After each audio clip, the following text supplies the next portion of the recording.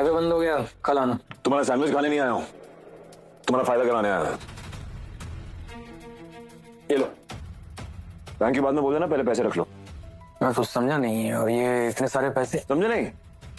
क्या है ना, थोड़ी देर पहले एक औरत आई थी तुम्हारे कैफे में, तुमने उसे सीसीटीवी फुटेज दिखाया था, उसका नाम था आरंभी, कुछ याद आया? हाँ, आई थी, आरंभी नाम बताया था। तो अब ना उन आरंभी मैडम को सीसीटीवी फुटेज की कॉपी चाहिए जो तुम मुझे देने वाले हो।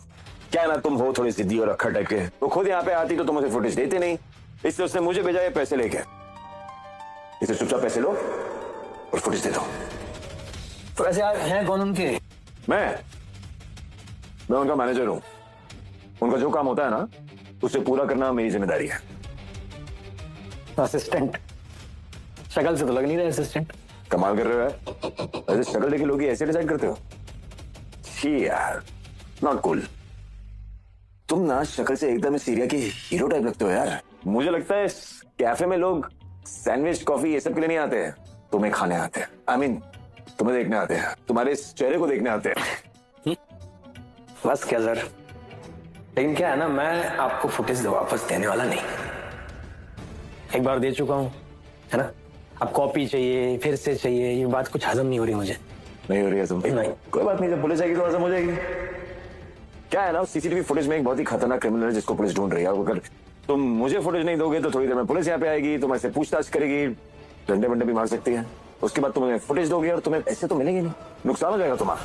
पर हाँ, अगर तुम मुझे फुटेज दे दोगे तो फायदा ही फायदा है। फुटेज देके सिर्फ तुम्हारा फायदा नहीं होगा, तुम्हारे इस कैफे का भी फायदा होगा। तुम्हारा ये जो कैफे है ना, इसको बहुत पॉपुलर कर दूंगा मैं। सोशल मीडिया पे डालूंगा कि तुम और तुम्हारे कैफे की वजह से क्राइम सॉल्व हुआ है। सोचो कहां से कहां चले जाएगा तुम्हारा कैफे। और मैं कैसे मान लूं कि तुम ये जो फुटेज है वो पक्का उस मैडम के लिए ले जा रहे हो? कोई सबूत है तुम्हारे पास कि तुम उनके लिए काम करते हो? अब उसके चेहरे का शर्ट पहन के घूम हुआ है। बस एक बार को वीडियो मिल जाए, पता चल जाए किसने दी थी पुलिस को वो पेन ड्राइव, फिर मुझे मेरे विहान के पास जाने से कोई नहीं रोक सकता। तब तक मेरे बच्चे का ख्याल रखना पापा, उसके साथ रहना प्लीज। मन अजीब सा क्यों हो रहा है? विहान ठीक तो है ना?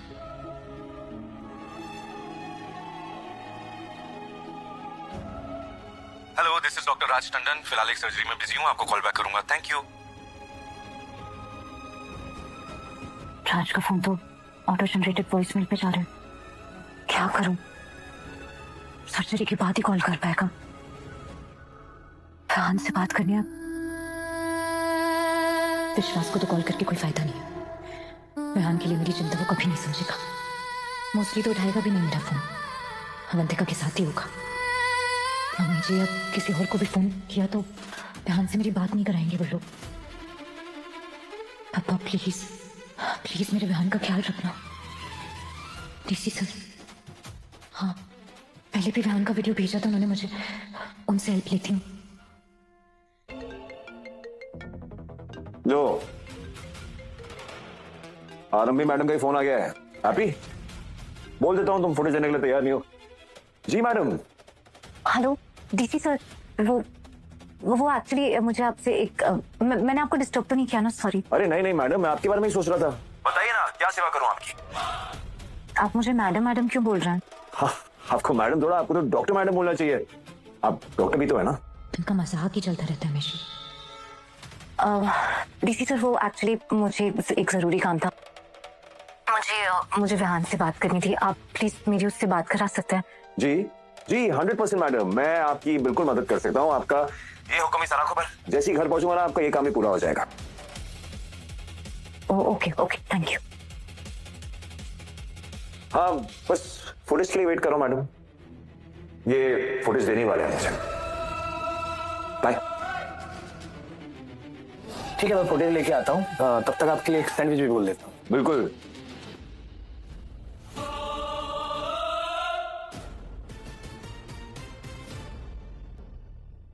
कुलदीप, राज ने जिस दोस्त को फुटेज क्लीन करने दिया उसके ऑफिस के बाहर आके मिल मुझे, और 5 पिज्जास लेकर आना, एक्स्ट्रा चीज, और एक ग्रीटिंग कार्ड भी आई लव यू वाला।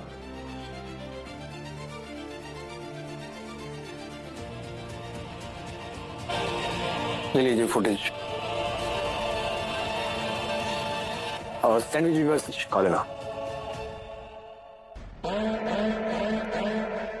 विहान सो रहा है। सौंदर्या जी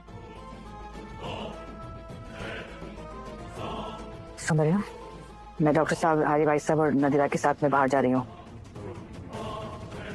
पर आरबी को पता चल गया कि मैं और डॉक्टर साहब घर पे नहीं हैं, तो तुम्हारी सेहत के लिए बहुत हानिकारक होगा, समझी? जी। इसीलिए उसे फोन मत करना। पता चला मुंह उठा के चली गई हमारे पीछे भी हाथ से मिलने के लिए,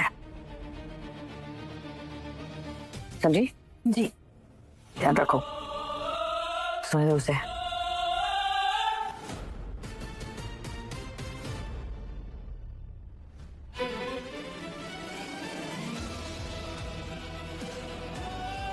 एक काम करता हूँ, मैं घर से भाग जाता हूँ, नानू नानी के घर पे जाके मम्मा से मिल लेता हूँ।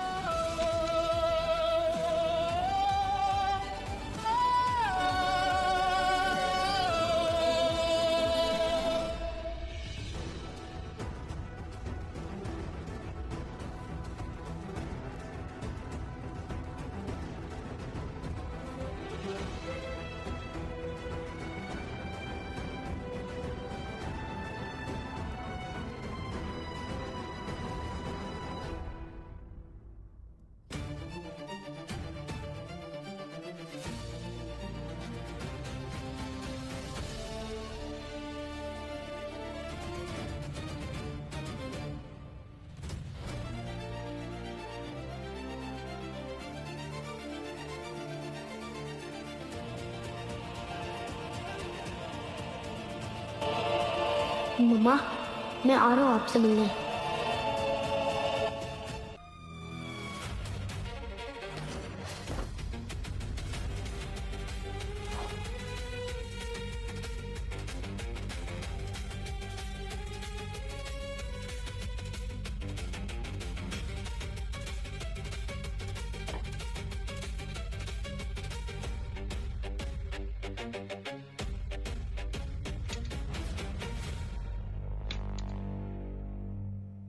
कोई आवाज सुनी तुम्हें?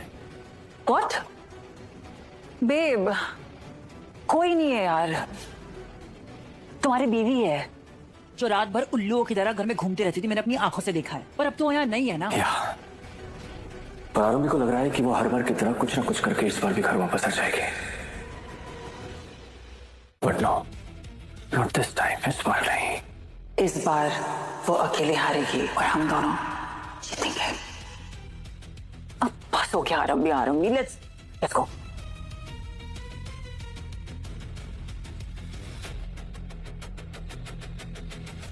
मम्मा, डेंजर दादी कह रही थी कि आप घर में नहीं आ सकती, पर आपका सुपर बॉय तो आपके पास आ सकता है ना। मम्मा, मुझे यहाँ पे नहीं रहना, मुझे आपके पास जाना है।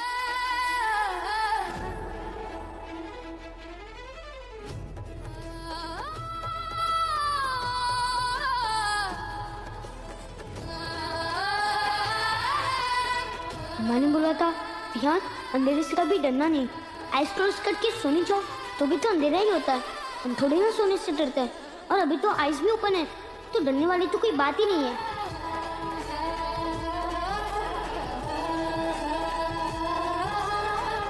मम्मा का सुपर बॉय डरता नहीं है।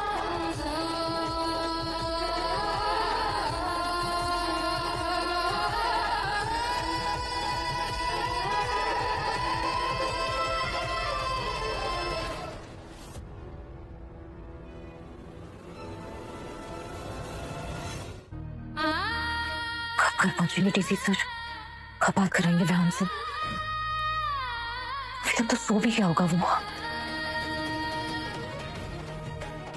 कोई वीडियो फोटो कुछ भी नहीं भेजा है। जब तक उसका चेहरा नहीं देख लूंगी ना, तब तक चैन भी नहीं पड़ेगा मुझे। तो एक बार और कॉल करके देख। आरंभी, उन्होंने कहा था घर पहुंच के बात करेंगे। घर नहीं पहुंच होंगे अभी तक, मतलब किसी जरूरी काम में बिजी होंगे। बार बार डिस्टर्ब मत कर। पता नहीं पप्पा, ये अजीब सी बेचैनी क्यों हो रही है मुझे। क्यों ऐसा लग रहा है जैसे विहान किसी नहीं, मैं विहान के पास नहीं हूँ, इसलिए शायद ये सब ख्याल मेरे दिमाग में आ रहे हैं। एक बार बात कर लूंगी ना उससे, तो सब ठीक हो जाएगा। और मुझे पता है पप्पा, आप मेरे बच्चे के साथ आप हमेशा उसका साथ देंगे, हमेशा।